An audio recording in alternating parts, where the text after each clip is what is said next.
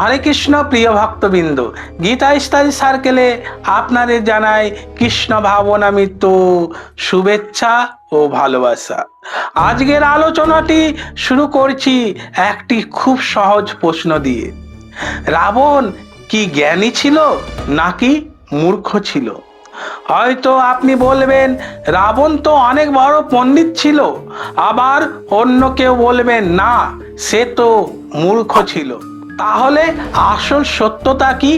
আজ আমরা কারো মুখের কথা শুনবো না, আমরা সহজভাবে বুঝবো রাবণের জীবনে আসলে কি ঘটেছিল শাস্ত্রের উদাহরণ দিয়ে। একটি ছোট উদাহরণ দিই। ধরুন একজন মানুষ জানে আগুনে হাত দিলে হাত পুড়ে যাবে, কিন্তু সব জেনেও সে আগুনে হাত দিল। এখন বলুন তো, সে কি বুদ্ধিমান কাজ করেছেন? রাবণ অনেক কিছু জানতো, সে বেদ পড়েছিল, যজ্ঞের নিয়ম জানতো, অনেক বড় ঋষি ও পণ্ডিতদের সঙ্গে তার আলোচনা হতো। সে খুব শক্তিশালী ছিল, তপস্যা করেছিল, দেবাদিদেব মহাদেব শিবের মহান ভক্ত ছিল। সবই ঠিক, কিন্তু একটা বড় সমস্যা ছিল, নিজের অহংকারকে জয় করতে পারেননি। সে ভাবতো আমার মতো শক্তিশালী আর কেউ নেই, আমি যা করব সেটাই ঠিক। এই একটি ভাবনায় তাকে ধীরে ধীরে তার সব ভালো গুণ নষ্ট করে দিল। ভাবুন তো, বিভীষণ তাকে বলেছিলেন সীতা দেবীকে ফিরিয়ে দাও, মন্দোদরীও বলেছিলেন এ পথ ছেড়ে দাও, অনেক মন্ত্রীও তাকে সাবধান করেছিলেন, কিন্তু রাবণ কারোর কথা শুনল না, কারণ সে শুনতেই চাইতো না। যে মানুষ শুধু নিজের কথাকেই ঠিক মনে করে, অন্যের ভালো উপদেশ গ্রহণ করে না, যে যত বড়ই শিক্ষক হোক, তার জ্ঞান একদিন তাকে বাঁচাতে পারবে না। এই জন্যই আমরা দেখি রাবণের কাছে বিদ্যা ছিল, কিন্তু সেই বিদ্যা তার জীবনকে সুন্দর করতে পারেনি। তাহলে কি রাবণ পুরোপুরি মূর্খ ছিল? না, এই বিষয়টিও সহজ নয়। আবার সে কি সত্যিকারে জ্ঞানী ছিল? সেটাও নয়। আসলে উত্তর এর মাঝখানে লুকিয়ে রয়েছে, আর সেই উত্তর জানার জন্য আমাদের আগে জানতে হবে রাবণ আসলে কত বড় পণ্ডিত ছিল। সে কি জানতো কেন সবাই তাকে সম্মান করত? এই প্রশ্নগুলির উত্তর না জানলে রাবণের বিচার করা ঠিক হবে না। তাই পরের পর্বে আমরা প্রথমে জানব রাবণের বিদ্যা কতটা ছিল, আর কেনই এত বড় তিনি পণ্ডিত হয়ে উঠেছিলেন, এবং নিজের জীবনকে কেন তিনি রক্ষা করতে পারলেন না। চলুন এবারে সেই পথ নিয়ে আমরা পরবর্তী আলোচনা শুরু করি। আগের পর্বে আমরা জেনেছিলাম এবং প্রশ্ন রেখেছিলাম, রাবণ যদি এত বড় মহাপণ্ডিত হয়, তাহলে শেষ পর্যন্ত কেন তার এরকম পরিণতি হলো? এই প্রশ্নের উত্তর জানতে আমাদের বুঝতে হবে রাবণ আসলে কতটা শিক্ষিত ছিলেন। রাবণ কোনো সাধারণ মানুষ ছিল না। তার বাবা ছিলেন মহর্ষি বিশ্ববা। ছোটবেলা থেকে তিনি তার ছেলেকে বেদ, শাস্ত্র এবং নানা বিদ্যা শেখাতেন। রাবণ খুব মেধাবীও ছিল, যা একবার শুনতো তা সহজেই তিনি মনে রাখতে পারত। তাই অল্প সময়ের মধ্যে তিনি অনেক শাস্ত্র শিখে ফেলেছিল। অনেকে বলেন রাবণ 4টি বেদ জানতো, যজ্ঞের নিয়ম জানতো, আয়ুর্বেদ সম্পর্কে তার ভালো জ্ঞান ছিল, সে খুব সুন্দর সংস্কৃতি ভাষায় কথা বলতে পারে। শুধু তাই নয়, সে একজন ভালো বীণা বাদকও ছিল, আর মহাদেবের প্রতি তার গভীর ভক্তি ছিল। কত তপস্যা করে তিনি ব্রহ্মার কাছ থেকে বড় লাভ করেছিলেন। সব কথা শুনে মনে হতে পারে তাহলে রাবণ একজন মহান মানুষ ছিল। কিন্তু এইখানেই থামুন। একটি বিষয় মনে রাখবেন, অনেক কিছু জানা আর সে অনুযায়ী জীবন কাটানো দুটো এক জিনিস নয়। ধরুন, একজন শিক্ষক সবাইকে বলেন মিথ্যা কথা বলবে না, কিন্তু তিনি নিজেই যে প্রতিদিন মিথ্যা বলেন, তাহলে কি তিনি সেই শিক্ষার যোগ্য উদাহরণ? অবশ্যই বলবেন না। ঠিক তেমনই রাবণও জানতো কি ভালো আর কি মন্দ। সে জানতো অন্যের স্ত্রীকে অপহরণ করা মহাপাপ। সে জানতো অন্যায়ের ফল একদিন ভোগ করতে হবে। সে জানতো ধর্মের পথ ছেড়ে গেলে শেষ পর্যন্ত ক্ষতি হবে। তবুও সেই পথে তিনি হাঁটলো। কেন? কারণ তার মনে একটি ভাব জন্মেছিল, আমাকে কেউ হারাতে পারবে না। এই অহংকারে তাকে অন্ধ করে দিল। জ্ঞান ছিল, কিন্তু সেই জ্ঞান তার হৃদয়কে বদলে দিতে পারেনি। ভক্তি ছিল, কিন্তু সে ভক্তি তাকে বিনয় করে দিতে পারেনি। শক্তি ছিল, কিন্তু সে শক্তি তাকে ধর্মের পথে ধরে রাখতে পারেনি। তাই শুধু বিদ্যা থাকলেই মানুষ বড় হয় না। মানুষ বড় হয় তখনই যখন তার চরিত্রও বড় হয়ে যায়। রাবণের জীবন এই জায়গাতেই বড় অভাব ছিল। সে নিজের মনকে জয় করতে পারেনি, আর যে নিজের মনকে জয় করতে পারে না, সে পৃথিবী জয় করলেও শেষ পর্যন্ত হেরে যায়। এখন একটি প্রশ্ন হলো, রাবণ এত বড় ভুলটা আসলে কোথায় করেছিল? সীতা দেবীকে অপহরণ করাটাই কি তার প্রথম ভুল ছিল, নাকি এর আগেও তিনি এমন কিছু ভুল করেছিল যা ধীরে ধীরে তার ধ্বংসের দিকে নিয়ে গিয়েছিল? এই প্রশ্নের উত্তর আমরা জানবো পরবর্তী পর্বে। কারণ রাবণের পতন একদিনে হয়ে যায়নি। সে ছোট্ট ছোট্ট ভুল থেকে তার ধ্বংসের শুরু হয়েছিল। চলুন এবার সেই ঘটনাগুলো একে একে জানি। হরে কৃষ্ণ প্রিয় ভক্তবৃন্দ, আগের পর্বে আমরা জানলাম রাবণের অনেক বিদ্যা ছিল, সে একজন মহা পণ্ডিতও ছিল, কিন্তু সেই বিদ্যা থাকলেই মানুষ সত্যিকারে জ্ঞানী হয় না। এখন প্রশ্ন হলো, রাবণের সবচেয়ে বড় ভুলটি কোথায় ছিল? অনেকে বলেন সীতা দেবীকে অপহরণ করাটাই ছিল তার সবচেয়ে বড় ভুল। হ্যাঁ, এটা একটা খুব বড় অন্যায় ছিল, কিন্তু আরো আগে একটা ভুল সে অনেক দিন ধরে করে আসছিল। সে ভুলের নাম অহংকার। যখন একজন মানুষ বারবার সাফল্য পায়, অনেক শক্তি পায়, অনেক সম্মান পায়, আর তখনই তার মনে একটি ভাব আসতে শুরু করে, আমার মতো আর কেউ নেই। রাবণের মনেও ঠিক এ ভাব দিয়ে এসেছিল। সে ভাবতে শুরু করলো তাকে কেউ হারাতে পারবে না, যে যা করবে সেটাই হবে, সে যা করবে সেটাই ঠিক। আর এই ভাবনাই তাকে বিপজ্জনক করে তুলেছিল। কারণ অহংকার মানুষের চোখ বন্ধ করে দেয়, তখন সে নিজের ভুল দেখতে পায় না।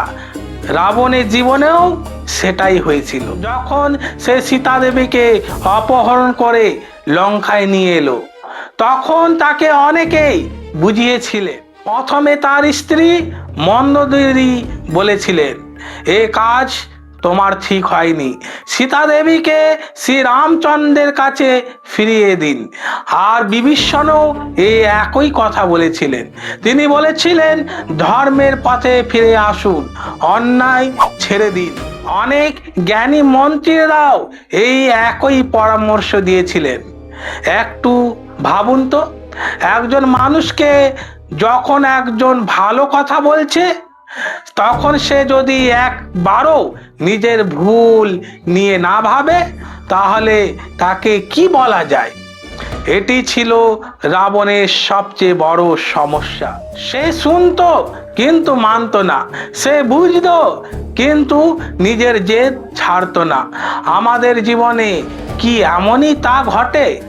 অনেক সময় বাবা মা আমাদের ভালো কথা বলেন, গুরুজন ভালো উপদেশ দেন, ভক্তরা ভালো পরামর্শ দেন, কিন্তু আমরা যদি মনে করি আমি সব জানি, তাহলে ধীরে ধীরে আমরাও ভুল পথে চলে যেতে পারি। এই জন্যে শাস্ত্রে বারবার বলা হয়েছে বিনয় মানুষের সবচেয়ে বড় গুণ। যে মানুষ বিনয়ী সে সহজেই নিজের ভুলকে বুঝতে পারে, আর যে মানুষ অহংকারী সে নিজের ক্ষতিও নিজেও বুঝতে পারে না। রাবণের জীবনে আমাদের একটি বড় শিক্ষা দেয়।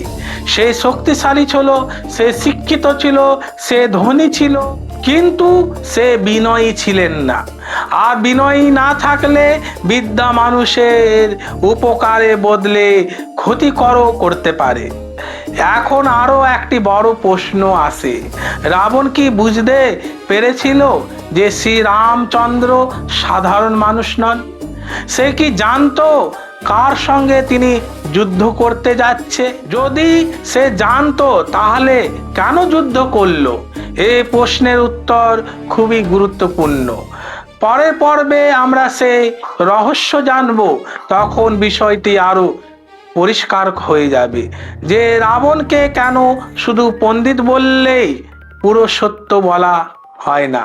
আগের পর্বে আমরা জানলাম রাবণের সবচেয়ে বড় শত্রু ছিল তার অহংকার। আর এই একটি গুরুত্ব প্রশ্নের উত্তর আমরা এখন জানব। রাবণ কি জানতো শ্রী রামচন্দ্র সাধারণ মানুষ নন? এই প্রশ্নের উত্তর সহজ নয়। রামায়ণে আমরা দেখি রাবণ বারবার শ্রীরামের শক্তি কথা শুনেছে। হনুমান যখন লঙ্কায় এসে তোলপাল করে দিয়েছিলেন, তখন তিনি বুঝতে পারল এ কোনো একটি সাধারণ ঘটনা নয়। তারপর একের পর এক যুদ্ধে লঙ্কার বড় বড় বীররা পরাজিত হতে লাগলো। কুম্ভকর্ণ মারা গেল, ইন্দ্রজিৎ মারা গেল, তবুও রাবণের চোখ খুলল না। কেন? কারণ অহংকারী মানুষকে সত্য দেখায় না। অনেক সময় মানুষ সত্যতা জানে, কিন্তু সেটা মেনে নিতে চায় না। রাবণের অবস্থাও ঠিক তেমনই ছিল। সে বুঝতে পেরেছিল শ্রী রামচন্দ্র কোনো একজন সাধারণ রাজপুত্র নন, তবুও সে নিজের জেদ ছাড়তে চায়নি। একটা সহজে উদাহরণ দিই। ধরুন একজন মানুষ ডাক্তার দেখিয়ে এসেছে। ডাক্তার তাকে বলেছেন আপনাকে এই অভ্যাসটি ছেড়ে দিতে হবে, তা না হলে আপনার বিপদ হবে। লোকটি সব কথা শুনলো, সে বুঝতেও পারলো, কিন্তু মনে মনে ভাবতে লাগলো আমার কিছু হবে না। আর সে আগের মতোই চলতে লাগলো। শেষে যখন রোগ বেড়ে গেল, তখন তার আর কিছুই করার থাকলো না। রাবণের জীবনেও ঠিক এমনটাই ঘটেছিল। সে বারবার সুযোগ পেয়েছিল, বারবার সতর্ক তাকে করা হয়েছিল, কিন্তু সে তার প্রতিভার সেই সুযোগটি নষ্ট করে তুলেছিল। এখানে একজন জ্ঞানী আর একজন মুখ্যের বড় পার্থক্য। জ্ঞানী মানুষ ভালো করে বুঝতে পারে, তার সে সঙ্গে সঙ্গে নিজের ভুলকে শুধরে নিতে পারে। আর মূর্খ মানুষ শেষ পর্যন্ত নিজের ভুলকে আঁকড়ে ধরে থাকে। রাবণের মধ্যে বিদ্যা ছিল, কিন্তু সেই বিদ্যায় তার মনকে পরিবর্তন করতে পারেনি। তাই তার সব জ্ঞান শেষ পর্যন্ত তার কাজে কোনো কিছুই এলো না। ভগবদ্গীতায় আমাদের এই শিক্ষা দেয় শুধু শাস্ত্রে পড়লে হবে না। সেই শিক্ষা যদি আমাদের বিনয়ী না করে, দয়াল না করে তুলে, ভগবানের দিকে না নিয়ে যায়, তাহলে সেই জ্ঞান অসম্পূর্ণ থেকে যাবে। কারণ অহংকারেই শেষ ফল সব সময় দুঃখ। এখন আরো একটি প্রশ্ন বাকি আছে, তাহলে কি রাবণকে জ্ঞানী বলবো না মূর্খ বলবো? এই উত্তর এক কথায় দেওয়া যায় না। এই প্রশ্নের সম্পূর্ণ উত্তর আমরা পরের পর্বে জানব। হরে কৃষ্ণ প্রিয় ভক্তবৃন্দ, আগের পর্বে আমরা জানলাম রাবণের অনেক বিদ্যা ছিল, তিনি অনেক কিছু জানতেন, তিনি অহংকারের কারণে শেষ সত্যকে গ্রহণ করে নিতে পারেনি। এখন আমাদের সবচেয়ে গুরুত্বপূর্ণ প্রশ্নের উত্তর জানব। শাস্ত্রের মতে প্রকৃত জ্ঞানী কে? চলুন খুব সহজ ভাষায় সে বিষয়টি আমরা জেনে নিই। ধরুন একজন মানুষের কাছে অনেক বই আছে, তিনি সাধারণ বই পড়েন, সবাই তাকে পণ্ডিত বলেন, কিন্তু বাড়িতে তিনি রাগ করেন, অহংকার করেন আর অন্যকে কষ্ট দেয়। আবার আরেকজন মানুষ হয়তো খুব বেশি পড়াশোনা করেননি, কিন্তু তিনি সত্য কথা বলেন, অন্যের সম্মান করেন, ভগবানের নাম জপ করে এবং সৎ পথে চলার চেষ্টা করে। এখন বলুন তো, এই দুজনের মধ্যে প্রকৃত জ্ঞানী কে? শাস্ত্র বলে যে মানুষ নিজের জীবনকে ভালো করে সেই প্রকৃত জ্ঞানী। শুধু মুখে জ্ঞান বললে জ্ঞানী হওয়া যায় না। জ্ঞান যখন সত্যি হয়, যখন আমাদের আচরণ তা আমাদের মধ্যে দেখা যায়। রাবণের জীবনে আমাদের বড় শিক্ষা দেয়। তিনি জানতেন ধর্ম কি, তিনি জানতেন অন্যায় করলে তার ফল একদিন ভোগ করতে হয়, তবুও তিনি নিজের কামনা আর অহংকার ছাড়তে পারলেন না। এ কারণে তার বিদ্যা তাকে রক্ষা করতে পারেনি। আরো একটি বিষয় ভালো করে মনে রাখবেন, বিদ্যা মানুষকে বড় করে না, বিনয় মানুষকে বড় করে তোলে। যে মানুষ যতবারই জ্ঞানী হন তত বেশি তিনি নরম হন। তিনি মনে করেন আমি এখনো অনেক কিছু শেখার আমার বাকি রয়েছে, কিন্তু অহংকারী মানুষ মনে করে আমি সব জানি। এই একটি ভাবনায় মানুষের পতন শুরু হয়। রাবণের জীবন আমাদের এই শিক্ষায় বারবার আমাদের মনে করিয়ে দেয়। আজ আমরা যদি অন্যের ভালো উপদেশ না শুনি, যদি নিজের ভুল স্বীকার না করি, যদি শুধু নিজের ইচ্ছা মতো চলি, তাহলে আমরাও ছোট ছোট ভুল করতে করতে একদিন বড় সমস্যায় পড়তে পারি। তাই রাবণের গল্প শুধু অতীতের গল্প নয়, এটা আমাদের প্রত্যেকের জীবনে একটি বড় আয়না। আমরা নিজেরাই ভাবতে পারি, আমি কি বিনয়ী? আমি কি অন্যের ভালো কথা শুনি? আমি কি ভগবানের ইচ্ছাকে গুরুত্ব দিই? যদি এই প্রশ্নগুলোই আমার মধ্যে খুঁজতে শুরু করি, তাহলে রাবণের জীবন থেকে সত্যিকারের শিক্ষা নিতে পারবো। এসব কথার বিচার শুনে আমরা শেষ পর্যন্ত রাবণকে জ্ঞানী বলবো না মূর্খ বলবো? এ প্রশ্নের পরিষ্কার ও চূড়ান্ত উত্তর আমরা শেষ পর্বে জানবো। এতক্ষণ আমরা রাবণের জীবনে অনেক কথা জানলাম, এখন সময় এসেছে সেই প্রশ্নের উত্তর দেওয়ার। রাবণ কি জ্ঞানী ছিল না মূর্খ? এই প্রশ্নের উত্তর এক কথায় দিলে ভুল হবে, কারণ রাবণের মধ্যে বিদ্যা ছিল কিন্তু প্রকৃত জ্ঞান ছিল না। সে অনেক শাস্ত্র জানতো, সে বড় তপস্বী ছিল, সে দেবাদিদেব মহাদেবের মহান ভক্ত ছিল, সে শক্তিশালী রাজাও ছিল। এসব সত্য, কিন্তু আরো একটি সত্য আছে, সে নিজের মনকে জয় করতে পারেনি, সে নিজের অহংকারকে জয় করতে পারেনি, সে নিজের কামনা বাসনাকে জয় করতে পারেনি। আর এ কারণে তার এত বিদ্যা থাকা সত্ত্বেও তিনি শেষ রক্ষা করতে পারেনি। একটু ভেবে দেখুন, যদি রাবণ সত্যি প্রকৃত জ্ঞানী ছিল, তাহলে বিভীষণের কথা শুনতো, মন্দোদরীর কথা শুনতো, সীতা দেবীকে সম্মানের সঙ্গে ফিরিয়ে দিত, শ্রীরামচন্দ্রের সঙ্গে যুদ্ধ করার আগে নিজের ভুলের স্বীকার করত, কিন্তু সে তা করেনি। সে নিজের জেদকে সবচেয়ে বড় মনে করেছিল, আর সেই জেদেই তাকে ধ্বংসের দিকে নিয়ে গেল। ভগবদ গীতায় আমাদের শেখায় মানুষের সবচেয়ে বড় শত্রু বাইরে নয়, মানুষের সবচেয়ে বড় শত্রু তার নিজের ভেতরে। অহংকার, কাম, ক্রোধ, লোভ এগুলি জয় করতে না পারলে বাইরে কোনো কিছুই জয় স্থায়ী হবে না। রাবণ সারা পৃথিবী জয় করতে চেয়েছিলেন, কিন্তু তিনি নিজের মনকে জয় করতে পারেনি, আর তাই শেষ পর্যন্ত সে হেরে গিয়েছিল। এখন প্রশ্ন হলো, আমরা রাবণের জীবন থেকে কি শিখব? প্রথম শিক্ষা, শুধু পড়াশোনা করলে হবে না, সে শিক্ষা নিজের জীবনে ব্যক্তিগতভাবে পালন করতে হবে। দ্বিতীয় শিক্ষা, ভালো উপদেশ পেলে তা মন দিয়ে শুনতে হবে। তৃতীয় শিক্ষা, অহংকারকে কখনো নিজের বন্ধু ভাবা যায় না। চতুর্থ শিক্ষা, ভগবানের ইচ্ছার বিরুদ্ধ হয়ে কেউ কখনো সুখী হতে পারে না। আর শেষ শিক্ষা, যে মানুষ যত বড় হোক না কেন তত বেশি বিনয়ী হওয়া উচিত।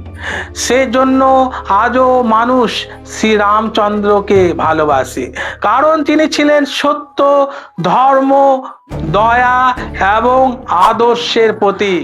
আর রাবণকে মনে রাখার হয় একটি বড় শিক্ষার জন্য, অহংকার যতই বড় হোক না কেন একদিন তা পতন হবে।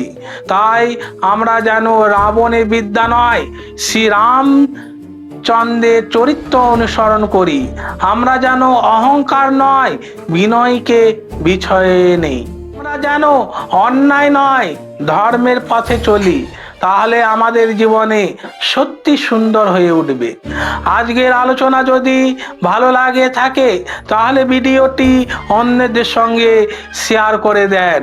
হয়তো এই আলোচনায় কারো জীবনে একটি ভালো পরিবর্তন হতে পারে। আপনি যদি এমন আরো সহজ সরল ভাষায় রামায়ণ, মহাভারত, ভগবদ গীতা এবং শ্রীমদ্ ভাগবতের আলোচনা শুনতে চান তাহলে গীতা স্টাডি সার্কেল চ্যানেলটিকে অবশ্যই সাবস্ক্রাইব করে আমাদের সঙ্গে যুক্ত থাকুন। পরের ভিডিওটি আবার একটি নতুন বিষয় নিয়ে আলোচনা করব। ততক্ষণ পর্যন্ত সবাই ভালো থাকুন, সুস্থ থাকুন এবং সর্বদা ভগবানের নাম স্মরণ করুন। জয় শ্রী রামচন্দ্রের জয়, জয় শ্রীল প্রভুপাদের জয়।